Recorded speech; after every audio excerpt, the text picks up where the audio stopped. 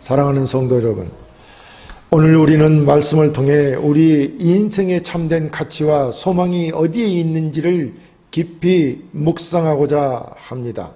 우리가 살아가는 이 현대 사회는 예형의 화려함과 강함, 그리고 자기 증명의 논리가 지배하는 세상입니다.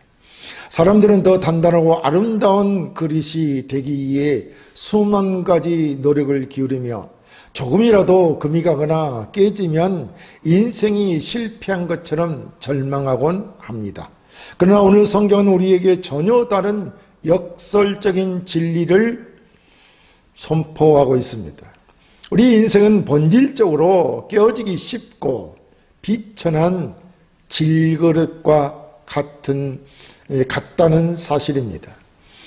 하지만 그 연약한 질그릇 안에 무엇과도 바꿀 수 없는 보배이신 예수 그리스도가 담겨 있기에 우리의 가치는 그릇의 재질이 아니라 그 안에 담긴 내용물로 결정된다는 복음의 핵심입니다.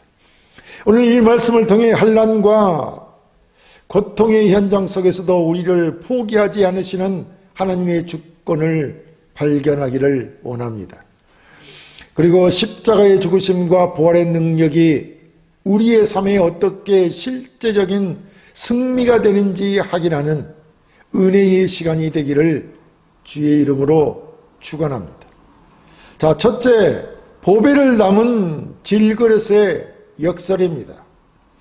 본문 7절에 우리가 이 보배를 질그릇에 가졌으니 이는 심히 큰 능력은 하나님께 있고 우리에게 있지 아니함을 알게 하려 함이라 라고 하였습니다. 여기서 보배란 예수 그리스도의 얼굴에 있는 하나님의 영광을 아는 빛을 말합니다. 그런데 바울은 이 값진 보배가 깨지기 쉬운 질그릇에 담겨 있다고 말합니다. 여기서 질그릇이란 톡이 곧 진흙으로 구워 만든 흙그릇으로 값싸고 흔하며 충격에 쉽게 깨지는 소모품을 의미합니다. 그것이 질그릇입니다. 당시 고린도 지역에서 질그릇은 오물이나 쓰레기를 담기도 하고 한 번 깨지면 미련 없이 버려지는 가장 비천한 도구였습니다. 반면 그 안에 담긴 보배는 앞선 문맥에서 언급되었듯이 예수 그리스도의 얼굴에 있는 하나님의 영광을 아는 빛을 의미합니다. 이 비유는 하나님의 절대 주권과 인간의 전적인 타락과 무능력을 극명하게 대조하고 있습니다. 우리는 본질적으로 진흙으로 빚어진 피조물로 깨어지기 쉬운 질그릇이며 죄로 인해 부패하여 스스로를 구할 능력이 전무한 타락하고 무능한 존재들입니다. 그러나 하나님께서는 이 보잘것없는 질그릇 같은 우리에게 창세전에 예정하신 은혜를 따라 독생자 예수 그리스도라는 무한한 가치를 담아 주셨습니다. 이것은 인간의 공로나 자질에 근거한 것이 아니라 하나님의 절대적인 주권에 달려 있다는 것입니다. 만약 우리가 금그릇이나 은그릇이었다면 사람들은 그 그릇의 화려함을 찬양했을 것입니다. 하지만 하나님께서는 고의로 깨지기 쉬운 질그릇을 선택했습니다. 그래야만 그 안에 나타나는 구원의 역사와 생명의 능력이 인간의 힘이 아닌 오직 하나님의 심히 큰 능력임을 만천하에 드러낼 수 있기 때문입니다. 성도 여러분, 우리는 때로 질병과 가난 그리고 관계의 깨어짐 속에서 왜 나는 이렇게 약한가라고 탄식을 합니다. 그러나 하나님은 언제나 그 약한 것을 들어 사용하신다고 분명히 말씀하고 계십니다. 그래서 여러분의 약함은 하나님의 능력이 머무는 통로가 되는 것입니다. 우리의 강함이 아니라 약함이 하나님의 능력이 머무는 통로가 된다는 것입니다. 구약의 기드온에게 하셨던 일들을 보면 우리는 금방 알 수 있습니다. 하나님께서는 기드온의 300용사로 하여금 미디안 군대 14만 5천 명을 격파하셨다는 것을 우리는 잘 알고 있습니다. 기드온의 300명의 용사들이 어떻게 이겼습니까? 사사기 7장 22절에 세 대가 나팔을 불며 항아리를 부수고 왼손에 횃불을 들고 오른손에 나팔을 들어 불며 외쳐 이르되 여호와와 기드온의 칼이다 하고 각기 제자리에 서서 그 진영을 에워싸매 그 온 진영의 군사들이 뛰고 부르짖으며 도망하였는데 300명이 나팔을 불 때에 여호와께서 그 온 진영에서 친구끼리 칼로 치게 하심으로 적군이 도망하였다라고 하였습니다. 이 본문의 내용을 보면 기드온의 300용사들은 왼손에 횃불, 오른손에 나팔을 들어불며 애침으로 위대한 군대들 스스로가 혼란에 빠져 자기들끼리 싸워서 망했다는 것입니다. 300용사들은 횃불을 들고 나팔을 불었지만 실제적으로 하나님께서 미디안 그 군대들 속에 들어가 스스로 혼란에 빠지게 하셨다는 것입니다. 하나님이 하셨다라고 말씀하고 있습니다. 이것을 한 문장으로 말하면 미디안 군대가 항아리를 깨뜨리며 그 속에 항아리 속에 감추었던 횃불을 드러냈을 때 스스로 무너졌다는 것입니다. 이렇게 겉사람인 항아리가 깨어질 때 비로소 속사람의 빛이 나타났다고 할 것입니다. 우리의 자아와 교만이 깨어지고 내가 질그릇입을 처절히 고백할 때 우리 안에 계신 그리스도의 영광이 우리 가정을 살리고 일터를 변화시킨다는 말인 것입니다. 죄로 인해 죽을 수밖에 없던 우리가 십자가의 보혈로 씻겨져 이 영광스러운 직분을 맡게 된 것은 전적인 하나님의 선물인 것입니다. 그러므로 자신의 연약함을 비관하지 말고 그 연약함 속에 임재하시는 하나님의 크신 능력을 전적으로 신뢰하며 나아가시어 승리하시기를 간절히 권면합니다. 둘째, 우겨쌈을 이기게 하는 것은 그리스도의 생명입니다. 본문 8, 9절에 우리가 사방을 우겨쌈을 당하여도 쌓이지 아니하며 답답한 일을 당하여도 낙심하지 아니하며 박해를 받아도 버림받지 아니하며 거꾸러뜨림을 당하여도 망하지 아니하고 라고 하였습니다. 본문에서 바울은 성도가 겪는 구체적인 고난의 현장을 아주 잘 묘사해주고 있습니다. 여기 본문에서 우겨쌈을 당하다라고 했는데 이는 포도즙을 짜기 위해 강하게 압착하거나 누르는 상태를 뜻합니다. 그것이 우겨쌈을 당한다는 말입니다. 포도즙 틀에 포도를 짓이기는 그 압착하는 그 상태가 우겨쌈을 당한다는 뜻이라는 말입니다. 이 말씀은 바울이 예수 그리스도의 복음을 선포하면서 피를 말리는 고통을 당하며 그의 대적자들에 의해 압박당한 사실을 단적으로 드러내고 있으며 이 환난당한 일들을 당당히 이겨냈다고, 이 강한 압박을 이겨냈다고 말하고 있는 것입니다. 그리고 또 답답한 일을 당하였다고 했는데 이는 본래 불확실해지다, 혼란해지다 라는 뜻으로 바울이 복음을 전한다는 이유로 공경에 처해 일체의 수단이나 빠져나갈 능력이 없는 자신의 처지로서 길을 찾지 못해 당황하는 상태를 말하고 있는 것입니다. 그러니까 도저히 복음을 전하는 바울을 압박하는 사단의 세력들에게 당하여 빠져나갈 길이 없는 그런 상태, 그래서 답답하다는 말씀을 하고 있는 것입니다. 그럼에도 바울은 낙심하거나 절망하지 아니하였다고 말합니다. 또 거꾸러뜨림을 당하여도 라고 했는데, 이는 격투기 선수가 경기장에서 상대에 의해 바닥에 내동댕이 쳐지는 상태를 의미하는 것으로, 이러한 상황에서도 바울이 절망하지 아니하였다는 것입니다. 왜냐하면 그에게는 사실 하나님의 영광을 아는 빛을 소유하고 있었기 때문이었습니다. 예수 그리스도가 있었기 때문이었습니다. 바울 당시 고린도 교회와 사도들은 유대인들의 종교적 박해와 로마의 정치적 압박, 그리고 내부적인 거짓 교사들의 비난으로 인해 문자 그대로 사방으로 교싸움을 당하는 고통 속에 있었습니다.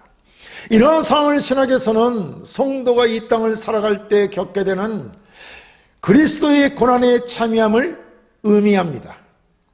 그래서 갈비는 성도가 겪는 환난이 결코 우연이 아니며 우리를 단련시키고 하나님만을 의지하게 만드시는 거룩한 도구라고 가르쳤습니다. 무엇이 그렇다는 것입니까? 성도가 겪는 환난이 그렇다는 것입니다. 하나님만을 의지하게 하는 거룩한 도구라는 것입니다. 성도가 겪는 환난이 말입니다. 우리가 우겨쌈을 당해도 쌓이지 않는 이유, 그것은 우리가 갖는 질그릇의 강도 때문이 아니라 우리 질그릇 안에 계신 보배 되시는 예수 그리스도의 견고함 때문인 것입니다. 외부의 압력이 아무리 강해도 내면의 보배가 주는 영적 팽창력이 더 크기 때문에 우리는 찌그러질지언정 파멸하지 않는 것입니다. 이것이 그리스도에게 접붙임을 당하여 새 생명을 얻은 우리의 믿음인 것입니다. 그리스도에 대한 우리의 믿음은 곧 이 세상을 이기는 것입니다.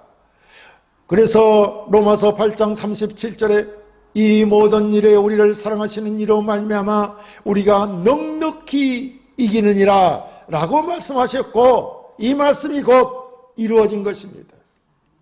구약 성경의 다니엘의 세 친구 사드락 메삭 아벳느고는 평소보다 7배나 더 뜨거운 불못불 속에 던져졌습니다.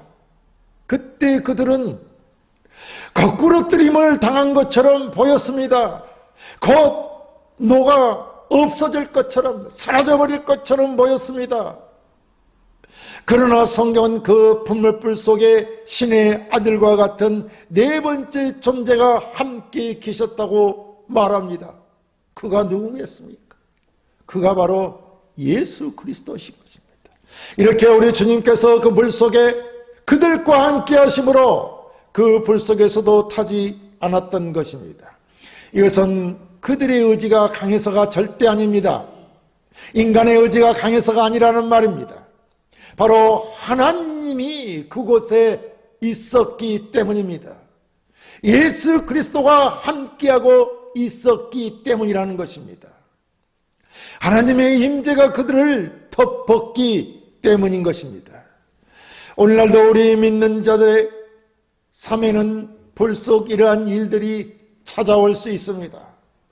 즉 경제적인 압박, 건강의 위협, 불확실한 미래로 인해 답답한 일을 당하게 된다는 말입니다. 마치 사면초가에 빠진 듯한 그러한 상황에 놓이게 된다는 것이죠. 그러나 성도에게는 세상이 알지 못하는 탈출구가 있습니다. 그것은 이를 향해 열린 하늘의 문입니다.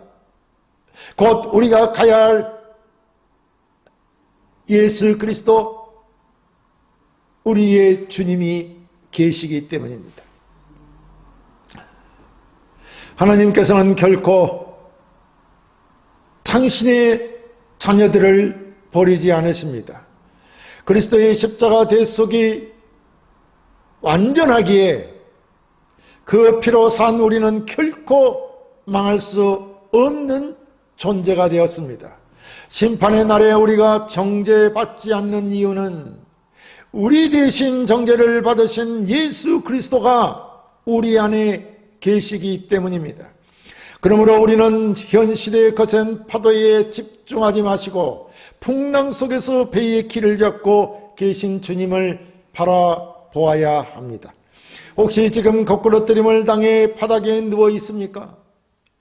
그곳에 우리의 생명 되시는 주님이 우리 손을 잡고 다시 일으켜 세우시고 반드시 절망에서 건져내시어 이기게 하실 것을 여러분 믿으시기 바랍니다.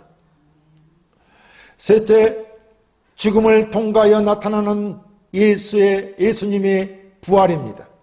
본문 12절에 우리가 항상 예수의 죽음을 몸에 짊어지면 예수의 생명이 또한 우리의 몸에 나타나게 하려 함이라. 우리 살아있는 자가 항상 예수를 위하여 죽음에 넘겨지면 예수의 생명이 또한 우리 죽을 육체에 나타나게 하려 함이라. 그런즉 사망은 우리 안에서 역사하고 생명은 우리 안에서 역사하느니라 라고 하였습니다. 본문은 우리가 당하는 고난의 궁극적인 목적과 결과를 보여주고 있다고 할 것입니다. 여기서 예수의 죽음은 단회적인 죽음이 아니라 죽어가는 과정 혹은 죽음 당함의 연속성을 의미합니다. 저 그리스도인이 날마다 자기 부인과 희생을 통해 십자가의 길을 걷는 삶의 태도를 뜻한다고 할 것입니다. 성도는 그리스도와 연합된 존재입니다. 그리스도께서 십자가에서 죽으심으로 죄의 권세를 깨뜨리셨듯이 우리 역시 그분과 함께 죽을 때 그분의 부활 생명이 우리를 통해 흘러가게 됩니다. 바울은 12절에 사망은 우리 안에서 역사하고 생명은 너희 안에서 역사하느니라 라고 말하였습니다. 이것은 대단히 놀라운 영적인 원리가 아닐 수 없습니다. 복음 전파자가 복음을 위해 고난받고 죽어질 때 그 희생을 통해 다른 영혼들이 살아나는 생명의 전이가 일어난다는 것입니다. 우리가 제사함을 받고 영생을 얻는 것도 하나님의 아들이신 예수 그리스도께서 친히 질거리처럼 깨지셨기 때문입니다. 그가 십자가에 못 박혀 죽으셨기 때문이라는 말입니다. 성경에서 이 원리를 가장 잘 보여주는 말씀이 요한복음 12장 24절에 나오는 하늘의 밀아래입니다. 주님은 친히 하늘의 밀이 땅에 떨어져 죽지 아니하면 하늘 그대로 있고 죽으면 많은 열매를 맺느니라 라고 말씀하였습니다. 예수님 자신이야말로 가장 귀한 보배이시면서도 우리를 구원하기 위해 십자가라는 처절한 깨어짐의 자리에 서셨습니다. 그분의 옆구리가 찔리고 심장이 터지셨을 때 거기서 흘러나는 피와 물이 오늘 우리를 살리는 영원한 생수가 되었던 것입니다. 이 말씀은 오늘 사는 우리에게 엄중한 적용할 것을 요구하고 있습니다. 가정에서, 교회에서, 직장에서 왜 생명의 역사가 나타나지 않겠습니까? 내가 그것은 죽지 않았기 때문이 아닐까요? 내가 여전히 단단하고 자존심 강한 질그릇으로 남아있으려 했기 때문이 아니겠습니까? 부부싸움에서 내가 먼저 죽어지고 공동체의 비난 속에서 묵묵히 십자가를 질 때 비로소 나를 통해 예수의 생명이 가족과 이웃에 전달됩니다. 죽음이 없으면 부활도 없습니다. 십자가가 없으면 멸두관도 없습니다. 비록 우리의 겉사람은 세월의 흐름과 고난의 무게로 낡아지고 쇠폐일지라도 우리 안의 속사람은 날마다 새로워지는 영광을 맛보아야 합니다. 그리스도의 구속 은혜를 깊이 체험한 자로서 이제는 나를 위해 사는 삶을 멈추고 내 안에 계신 그리스도가 나타나는 삶을 사시기 바랍니다. 우리가 죽을 때 우리 주변이 살아나는 이 거룩한 신비를 매일의 삶에 실천하시기를 주의 이름으로 간절히 호소합니다. 사랑하는 성도 여러분, 오늘 우리는 스스로가 깨어지기 쉬운 연약한 질근이심을 확인했습니다. 그러나 동시에 그 질그들 안에 온 우주보다 귀한 보배에 예수 그리스도가 담겨 있다는 사실도 깨달았습니다. 우리의 연약함은 부끄러움이 아니라 하나님의 능력이 머무는 영광의 장소입니다. 세상은 여러분을 우겨싸고 거꾸로 뜨리려고 할 것입니다. 때로는 감당할 수 없는 무게에 짓눌려 신음할 수도 있습니다. 하지만 여러분 잊지 마십시오. 당신은 결코 망하지 않습니다. 당신 안에 계신 예수 그리스도께서 이미 세상을 이기셨기 때문입니다. 그러므로 우리는 믿음으로 살아갈 때 반드시 이기실 것입니다. 그분은 십자가에서 우리의 모든 죄를 도말하셨고 부활하셔서 영원한 생명의 주가 되셨습니다. 이제 그분을 모신 신자답게 담대하게 살아가십시오. 여러분의 삶의 현장에서 질그릇의 자기 고백과 보배의 능력이 조화를 이루시기를 간절히 바랍니다. 내가 깨어짐으로 다른 이가 살아나는 십자가의 삶을 두려워하지 마시고 우리가 잠시 받는 환난에 경한 것이 장차 우리에게 주어질 영원하고 중한 영광을 이루게 될 것입니다. 질그릇 속에 감추어진 보배의 빛을 바라며 죄와 사망의 법에서 해방된 자로서 승리하며 살아가는 모든 성도님들이 다 되시기를 주님의 이름으로 간절히 축원합니다.